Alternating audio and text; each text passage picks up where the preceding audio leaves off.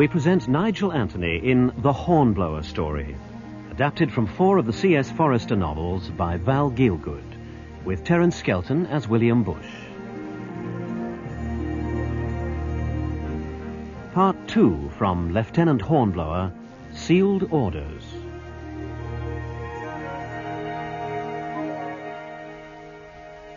While Renown ploughed her course westwards across the Atlantic to the West Indies station, there were 2 questions, which, for her crew, and more especially for her officers, seemed with the passing of each day more urgently to require answering.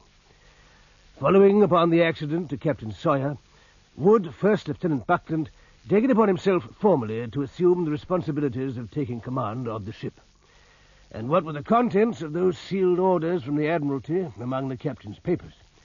The orders which defined the objectives of Renown's mission when she reached her station. Swathed in a canvas straitjacket, the captain lay in his cabin. Unless reduced to insensibility by laudanum and bleeding, he either screamed or sobbed. A crew that, under the tyranny of a mind already deranged, had been fast disintegrating, could now again be made seamen. For the officers, and for me, the junior lieutenant, Buckland's decision was the vital thing. Only with Lieutenant William Bush did I find it possible to open the problem. How much longer before Mr. Buckland opens those orders, Mr. Bush? God knows.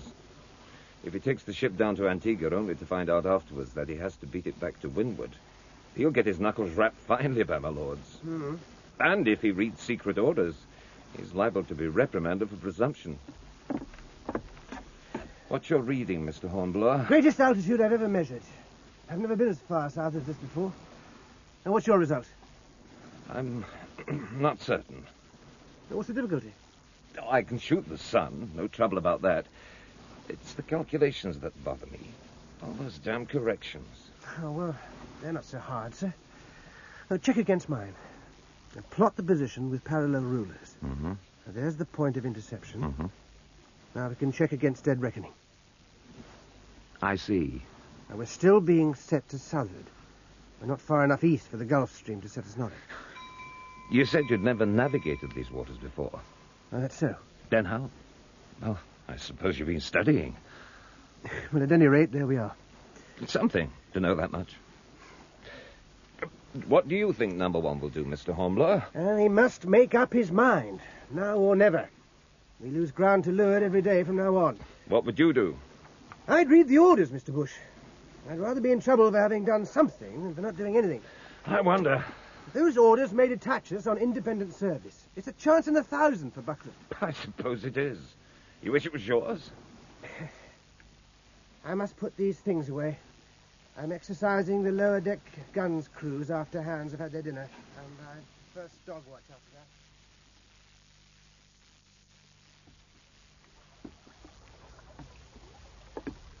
that. Yes, Mr. Hornblower. Permission to have the deck wash pump, Richter. Men feeling the heat, eh? I don't know about them, but I am, Mr. Roberts. I have 15 minutes, plenty of time. Oh, very well. Thank you, sir. Captain of the waist there. Good. Get the wash deck pump rigged at once. 4 men for the handles, 1 for the hose, and jump to it. Aye, sir. Give away.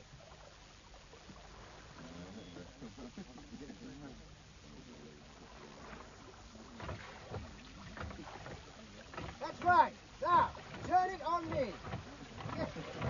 Hurry now. Help, you sons of sea cooks. That's it. Hornblower has some odd fancies, Mr. Bush. He seems to be enjoying himself, sir. Well, rather him than me. Oh! Up! Up! Fast pumping down! Captain of the waist, secure that pump, get the deck swab. Aye, aye, sir. Back with you in 5 minutes, Mr. Roberts. Right out, I hope. What's going on here, Mr. Roberts? Mr. Hornblower wanted a bath, Mr. Buckland. I don't know if it's good for discipline. We'll hope he doesn't get himself a fever checking the sweat like that. No sign of that, sir. Well, it may clear his head. Perhaps he could clear mine. Yours, sir? I need a clear head at this moment. Send Mr. Hornblower to my cabin when he comes back, Mr. Roberts, and ask the surgeon to join us. This thing's got to be settled. Aye, aye, sir. Mr. Bush, find Mr. Clive and let him know that Mr. Buckland wants him in his cabin.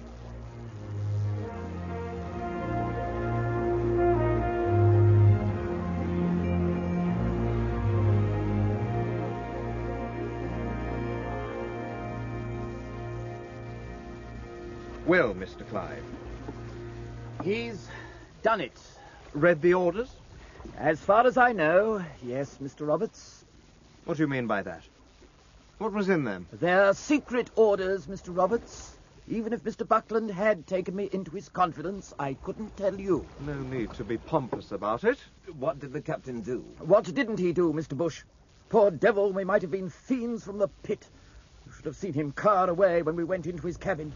Would have thought we were going to cut his throat instead of just finding the key of his desk. That man is suffering the terrors of hell.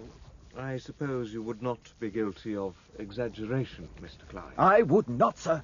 I repeat, the terrors of hell and all the sorrows of this world. And did you find this precious key? We did. Mr. Buckland opened the desk. Well? Mr. Buckland found the orders. The usual linen envelope with the Admiralty seal. So he's now read them, and we're none the wiser. Well, God bless my soul. I don't imagine we can expect to know what's in store for us. We've only been at war for nearly 10 years. We just obey orders. Helm a lee, let go and haul, grape shot in the belly, or champagne in a captured flagship. Who cares?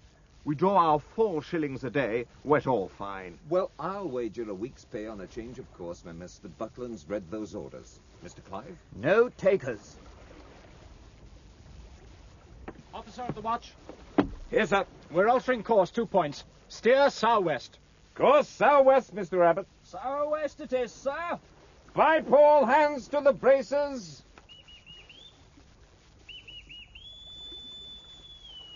Another pull on that fore brace there.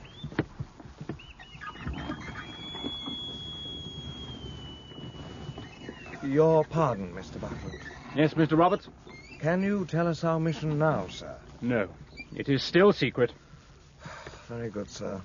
But I can tell you where we're bound. San Domingo, Scotsman's Bay. San Domingo? Hispaniola. Haiti. 3 names for the same island. I am obliged to you, Mr. Bush. Haiti, that's where the blacks are in rebellion against the Spaniards. That is so, I believe, Mr. Roberts. If you ask me, Captain Sawyer's not the only one that's nervous. I didn't ask you, Mr. Clive. I wonder, is it of the blacks, or is it because Captain Sawyer's still alive? I would suggest that as surgeon you go below and attend to him, Mr. Clive. That is your business.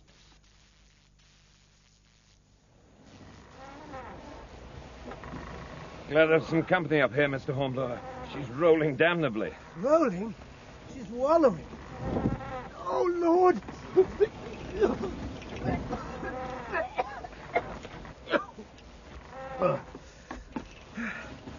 Yours must be a cast-iron stomach, Mr. Bush.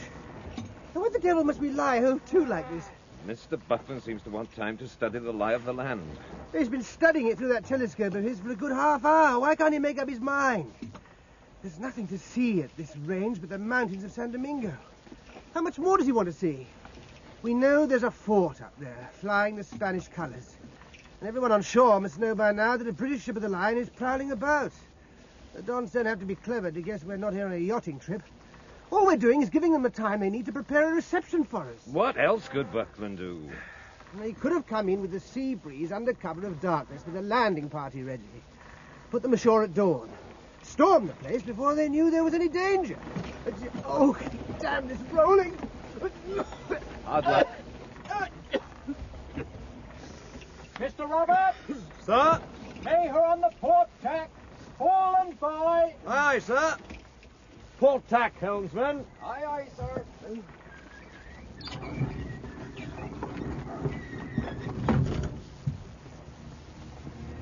That's better. There's something. Oh, I could wish we were going into action, not running away to think about it. Anxious to eat fire, Mr. Hornblower. Nothing like that, Mr. Bush, sir. Quite the opposite, if you must know. I wish for too much too quickly, I suppose.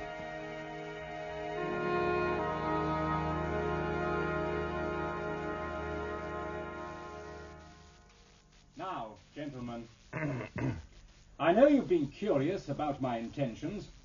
I propose to take the bull by the horns tomorrow morning. Satisfied now, Hornblower? I trust you're all satisfied, Mr. Bush. Your pardon, sir. We'll round the Samana Point and force our way straight up the bay. Here, gentlemen. It won't take many broadsides to wipe out any shipping at anchor. Particularly any privateers, sir. Just so, Mr. Roberts. We'll sink 'em or burn 'em. Then we can decide what to do next. Any questions? No trouble with the tide, sir. As I understand, none. What about the south shore of the bay, Mr. Buckland? There is the fort. I have a plan to deal with the situation, Mr. Roberts. Have you anything to ask, Mr. Hornblower? No, sir. And then that will be all for the present, gentlemen. The gun crew will be glad to see some action, sir. Stomach still troubling you? Let's hope they quit No. themselves admirably. Not happier at the prospect of action. Not this one, Mr. Bush. Clear decks for action! All hands to quarters! Clear for action! Bush was in command of the lower gun deck and of the 17 24-pounders on the starboard battery. Under him, I commanded those of the port side. I saw a group of the surgeon's crew carrying the straight-jacketed figure of Captain Sawyer to the safety of the cable tier. A pitiful wreck of a man, writhing and weeping. There were ship's boys with buckets of sand to give firm foothold to the gun's crews. A ring of extra fire buckets round the mainmast. Slow matches smouldering in tubs for the rekindling of linstocks. A marine with fixed bayonet posted at each hatchway. The gunners in list slippers standing by their tackles. The powder monkeys scurrying about the deck, each carrying a charge for the guns. The breechings cast off, and the gun crew standing by. 10 men by every gun on the starboard side, 5 on the port side. Bush would redistribute them when and if necessary. We don't run the guns out yet, Mr. Hornblower. Very good, sir. Silence, sir. Sir, Yes, Mr. Willett. Mr. Buckland's compliments. I'm pleased to run your guns out. Thank you, Mr. Willett. Up ports.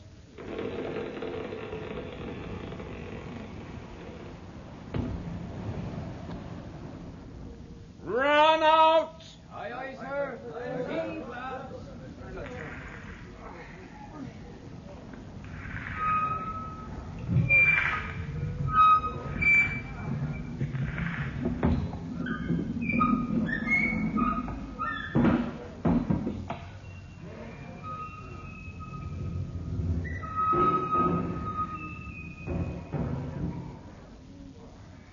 Will you try a ranging shot at the batteries when your guns bear, sir? Your orders, Mr. Willett? No, sir, Mr. Buckland's. Then say so. My respects to Mr. Buckland, and it will be some time before my guns are in range. Aye, aye, sir. Yes, Mr. Hornblower. There's a point running out ahead, Mr. Bush. You see the shallows there, sir? Now, the channel must bend round them. And there's a battery out there on the point. You see the smoke? Yeah, Now, they must be heating for red-hot shot. I dare say. Well, we'll be under crossfire. Not for too long, I hope.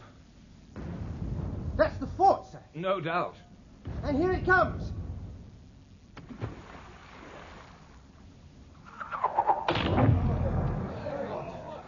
Their aim's pretty good, Mr. Bush. Too good. I might just reach the battery on this side now, sir. Then try what you can do. Can't you open fire yet, Mr. Bush? This minute, sir. Fire!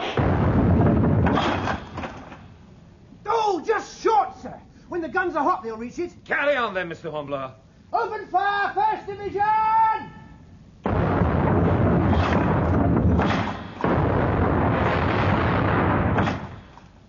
Second Division!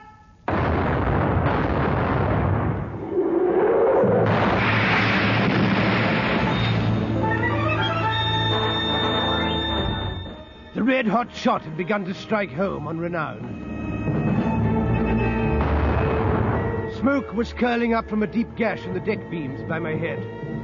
From above, I could hear the rush of feet and the clank of pumps, which told me that on the main deck, too, they were fighting fires.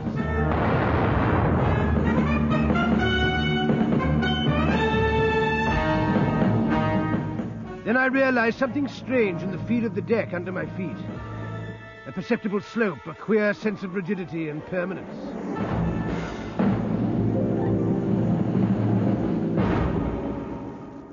We had run aground smoothly on a mud bank, doomed to be shot to pieces by that accursed fort, if the battery failed to roast us alive where we lay. Tide's still rising, Mr. Hornblower. It's an hour before high water and we're pretty hard aground. Steady there. Swab that gun out properly. You want your hands blown off when you reload? An hour to high water, you say, Mr. Bush? Yes, God help us. If I can keep their embrasures swept, sir, I'll slow their rate of fire, even if I don't silence them. But the fort's still out of range. Yes.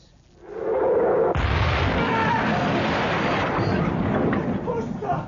Will you please report to Mr. Buckland? And we're aground under fire. Keep your mouth shut, Mr. Willett. I'll leave you in charge down here, Mr. Hornblower. Aye, aye, sir. You want of me, Mr. Buckland? We have to kedge off this confounded sandbank, Mr. Bush. Aye, aye, sir. Get a cable out aft through a stern port. Very good, sir. And Roberts, Sir. you must take the stream anchor off in the launch. Aye, aye, sir. And shall I take the men from my gun, sir? Do that. Shifting the weight would help. Tell Hornblower to take some of the foremost guns and run them off. There might be an alternative, sir. What? If I fired all my guns at once, it might just break the suction. Worth trying, by God. I'll have them loaded and ready in 3 minutes, sir. I'll tell him, the capstan. Thank you, sir. Load and double shut your guns. Prime and run out. Await my order. Very good, sir. I'm sure it's our best chance, Mr. Buckland. No need to explain. We'll try it. It's a pretty pickle, Mr. Bush. Poor Roberts is dead. Roberts? Cut in two by a shot as he entered the launch. It makes you my number 2, Mr. Bush. Settle at the capstan bars there. Brace your feet. Tell Mr. Hornblower to fire his guns when ready, Mr. Bush. Aye, aye, sir. Take the strain. Heave there. Heave!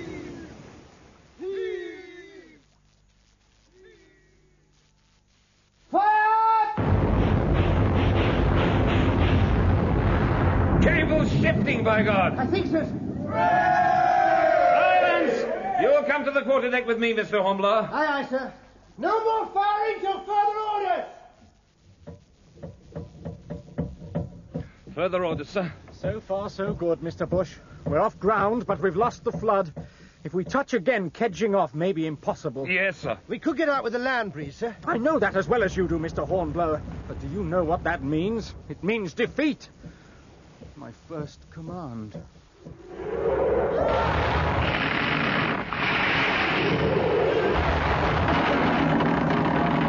They'll pound us to pieces, sir. There's no help for it.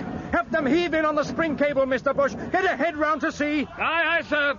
Fast heaving on the capstan there. Cast off stern cable, messenger. Shall I warp her down the bay, Mr. Buckland? Yes, yes, warp her down.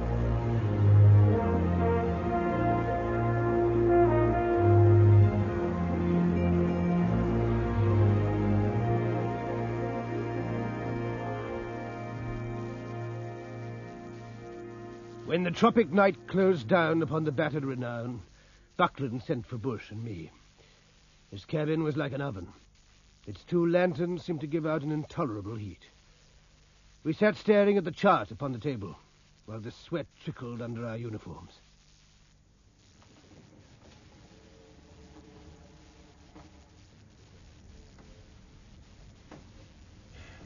The question is, what's to do? Should we bear up for Jamaica? I wouldn't go so far as to advise that, sir. What else can we do, Mr. Bush? Tell me that. If we head for Jamaica, sir, we go with our tail between our legs. True. All the same, there's Captain Sawyer to be thought of. Captain Sawyer? With a success to our record, there might be a less diligent inquiry into the matter of Captain Sawyer's supersession. If we limp in defeated, I'm likely to be asked why I took upon myself the responsibility of attacking Samana Point. What do you think, Mr. Hornblower? I agree, sir. You do you? Yes, sir. We did our best, damn it! Anyone could run aground in the channel. Nothing could get up the bay under such a crossfire. We might still make a landing on the seaward side, sir. A landing and a surprise attack. Mr. Bush? Well, sir... Go on. Mr. Hornblower did mention to me he thought a surprise landing might have more chance of success than bombardment of the fort and battery. But that was before the Dons knew there was a ship of the line in the neighborhood. Why didn't you suggest this masterly plan to me, Mr. Hornblower? It was hardly my business, Mr. Buckland. Its responsibility for success or failure is mine. Have you changed your mind? I think something might still be tried, sir. As long as it was tried at once. You mean tonight? It would be the best time, sir. The Dons have seen us driven off. Excuse me, sir, but that's how it'll look to them. The last they saw of us was beating out of the bay at sunset. They'll be pleased with themselves. But an attack at dawn from another quarter, over land, that would be the last thing they'd expect. Might well be. Just how would you make this attack, Mr. Hornblower? Well, the wind's fair for Scotsman's Bay, sir. We could be there in less than 2 hours. We could have a landing party told off and prepared by the time we arrive, say 100 seamen and the Marines. There's a good landing beach there. Inland, the country may be marshy. Oh, that's here, sir. Just below the hills of the peninsula. But we can land on the peninsula side of the marsh. I marked a spot yesterday. You did you? Go on. Well, a landing party should reach the crest without difficulty. They can't lose their way with the sea on one side and Samana Bay on the other. They simply move along the crest, then rush the fort at dawn. Now, what with the marsh and the cliffs, the Dons are liable to keep a poor lookout on that side. You make it all sound very easy, Mr. Hornblower. With 180 men? Enough, I think, sir. What makes you so sure? There were 6 guns firing at us from the fort. I counted them. 90 men at most. 60, maybe near the mark. Add an ammunition party and men to heat their furnaces. 150 men altogether. More likely as few as 100. Do you think such an attempt might succeed, Mr. Bush? It might, sir, but time is getting on. A second repulse would be ruin. Yet, once the fort is in our hands, we can deal with the privateers up the bay. They could never use it as an anchorage again. That's true, sir. Damn it, let's try it. Very good, sir. Now, who's to command? It would have been Robert's duty, sir, if he'd lived. Mr. Bush, you will take command. Yes, sir. Who do you want to take with you? Do you require me any more, Mr. Buckland? If not, sir, Do we need Mr. Hornblower any more, Mr. Bush? I'd like Mr. Hornblower to come with the landing party, sir. Very well. It will leave me with only one lieutenant aboard. Several of the master's mates are good watch-keeping officers, sir. Very well. You look troubled, Mr. Hornblower. What is it? I was wondering about altering course, sir. We could head for Scotsman's Bay at once and save a little time. We'd better get it before the wind. We'll set course in a few minutes. Any further suggestions, Mr. Hornblower? Only one, sir. We might take with us some grapnels with lines attached. They might be useful if we have to scale the walls. I agree. Remember to see they're issued. Yes, sir. Will you need a runner? It would be as well, sir. Anyone particular? Young Wellard. He's reasonably cool-headed and thinks quickly. Then all is settled? Yes, sir. And it only remains to set course and issue the orders. You will see to it, Mr. Bush, if you please. Aye, aye, sir. Oh, Mr. Hornblower, I've been meaning to ask you, how, in your opinion, did Captain Sawyer come to fall down the hatchway? Well, I fancy he must have overbalanced, Mr. Buckland. The ship was lively that night, if you remember. Yes, I suppose she was. Very well then, Mr. Bush. Carry on, if you please.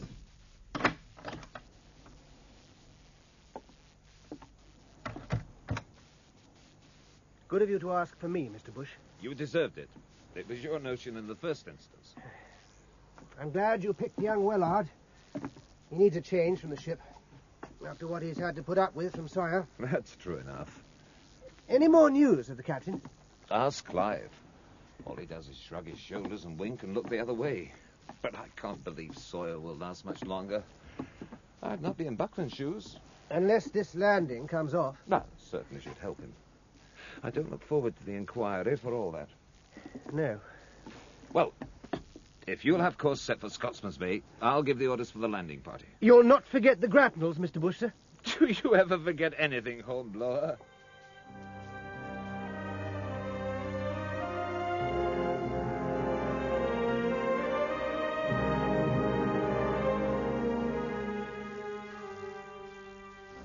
Where the Samana Peninsula began, a small watercourse had worn a wide gully in the cliff at the easterly end of the beach.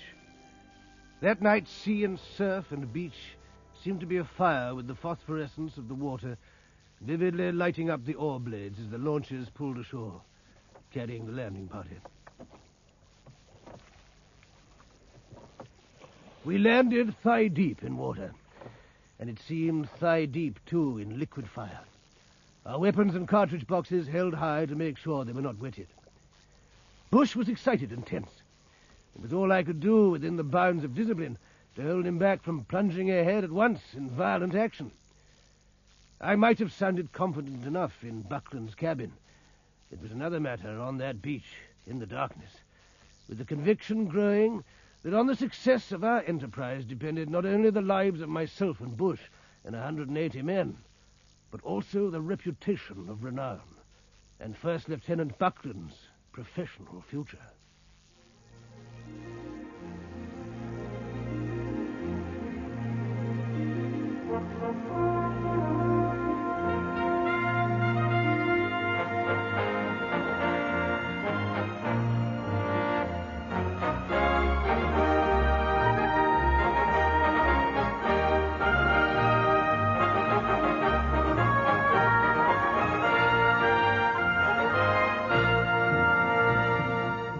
In Part 2 of Lieutenant Hornblower, you heard Nigel Anthony in the title role and as the narrator, with Terence Skelton as William Bush.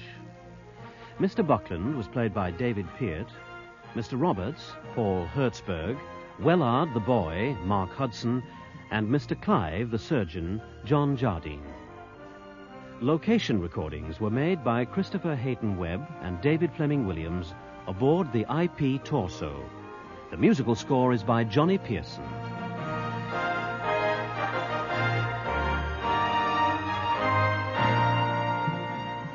The Hornblower story is directed from Manchester by Trevor Hill.